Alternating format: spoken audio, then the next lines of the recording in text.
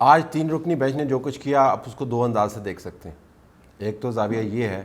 کہ بڑا اچھا کیا سیاسی جماعتوں کو، انہوں نے کہا کہ بیٹھ کے آپ کوئی رستہ نکالیں، سیاسی بحران کو آپ حل کریں، اور اگر آپ باہمی مشاورت کے ساتھ کوئی تاریخ طے کر سکتے ہیں یکساں انتخابات کی تو اس کو ہم ایکسیپٹ کر لیں گے اور اس کے اوپر کوئی رستہ نکال لیں گے. یعنی انہوں نے اپنے رویے میں لچک پیدا کی اور ساتھ سیاسی جماعتوں کو بھی یہ کہہ دیا کہ ایک ہی دن انتخابات کا جو اصول ہے ہم اس کو مانتے ہیں، لیکن آپ کو اس کے اوپر کنسنسس بنانا ہوگا. یہ ایک زاویہ ہے جس کو پاکستان پیپلز پارٹی کی قیادت نے استعمال کرتے ہوئے اس کو خوش آئند قرار دیا ہے. لیکن اگر آپ حقائق کے زاویے سے دیکھیں تو آج کی پروسیڈنگز میں آپ کو 4-5 چیزیں تو بڑی واضح نظر آتی ہیں. ایک تو آج کی پروسیڈنگز کو استعمال کیا گیا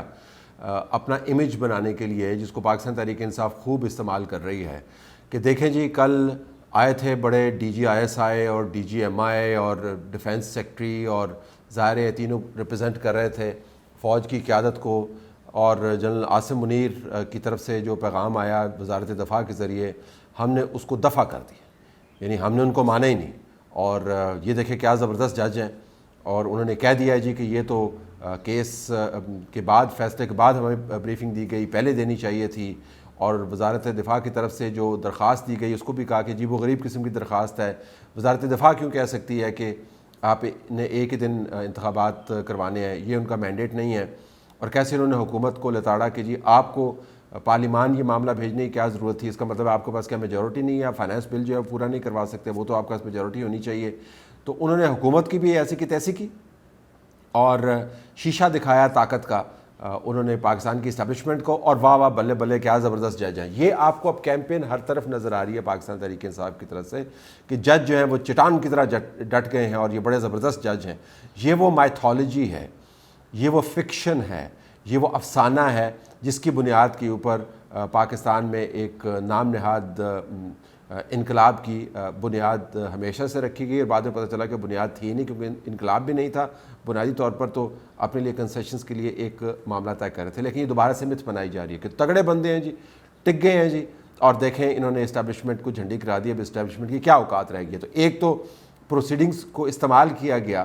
یہ پیغام دینے کے لیے جی کہ ہم ہیں جو ڈیسائیڈ کرتے ہیں. دوسرا پروسیڈنگز کو استعمال کیا گیا یہ پیغام دینے کے لیے کہ پارلیمنٹ شارلیمنٹ کیا ہوتی ہے.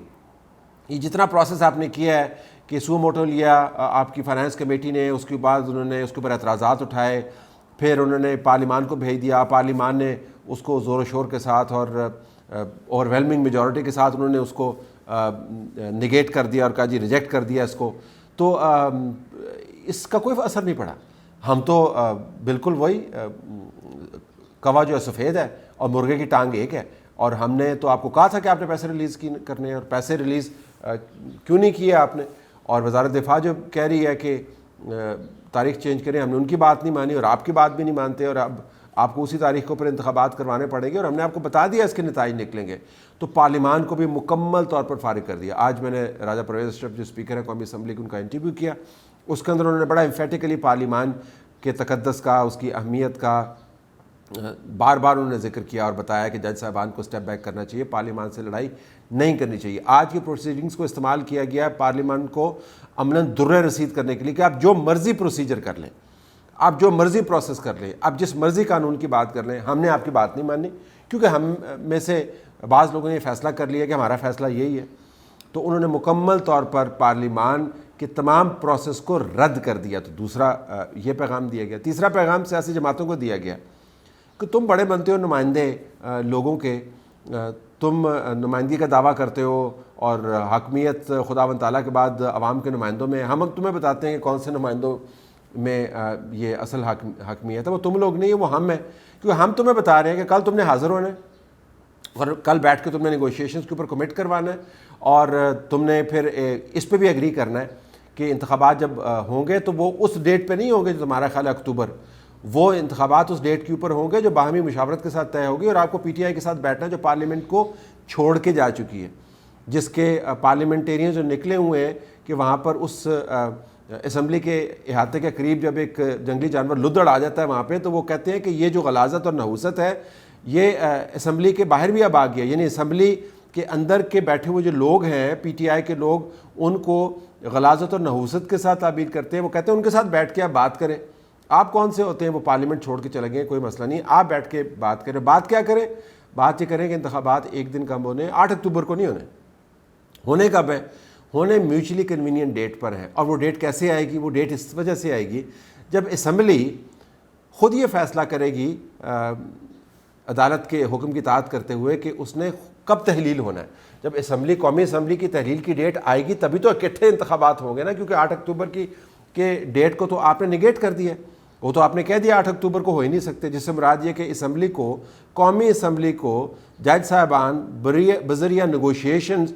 پہلے تحلیل کروانا چاہتے ہیں. اور صرف قومی اسمبلی کو نہیں کروانا انہوں نے تحلیل, انہوں نے سندھ اسمبلی کو بھی تحلیل کروانا ہے, انہوں نے بلوچستان کی اسمبلی کو بھی تحلیل کروانا ہے. تب جا کے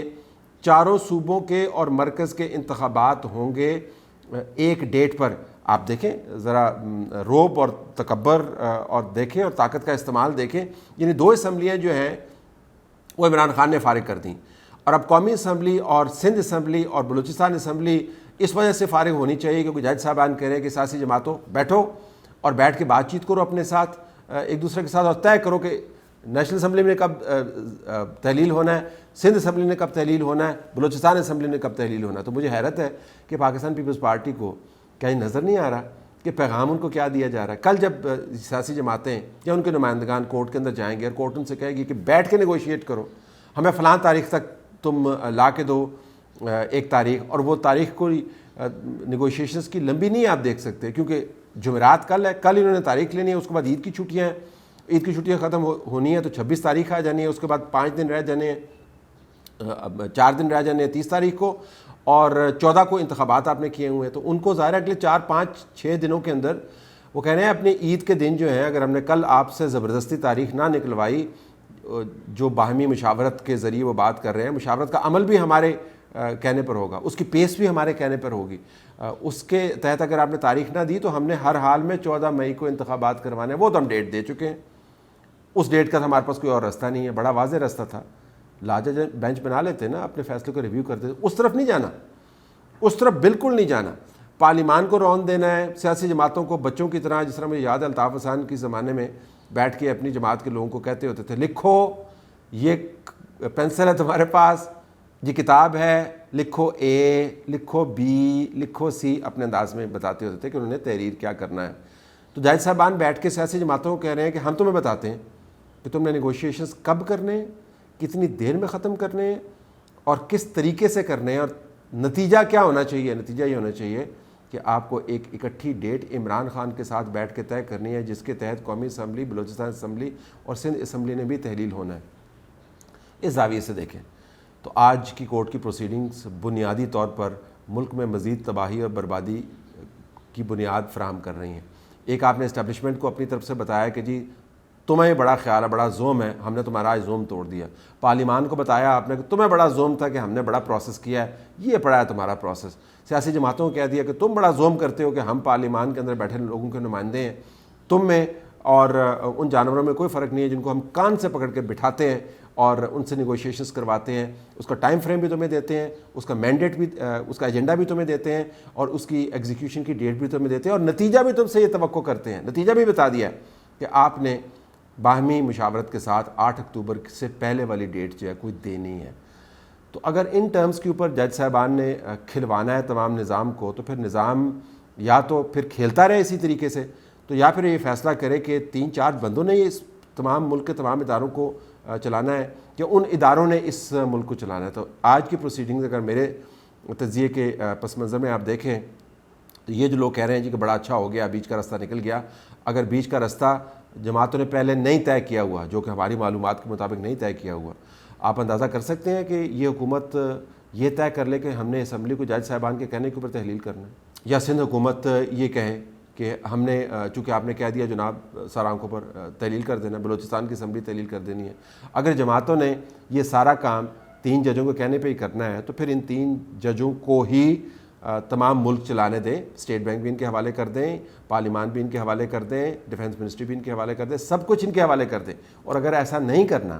جو کہ نہیں کرنا چاہیے, جو کہ نہیں ہونا چاہیے, تو پھر نظام کو یہ فیصلہ کرنا ہوگا کہ اس ملک میں آپ نے ایشوز کو چلانا کیسے ہے. پی ٹی آئی بال بہت خوش ہے, ان کا خیال ہے کہ جو اور کچھ نہیں تو اس کے اندر سے اسٹیبلشمنٹ کی بڑی سبکی ہوئی ہے. واہ واہ جج صاحبان, کیا کام کیا آپ نے.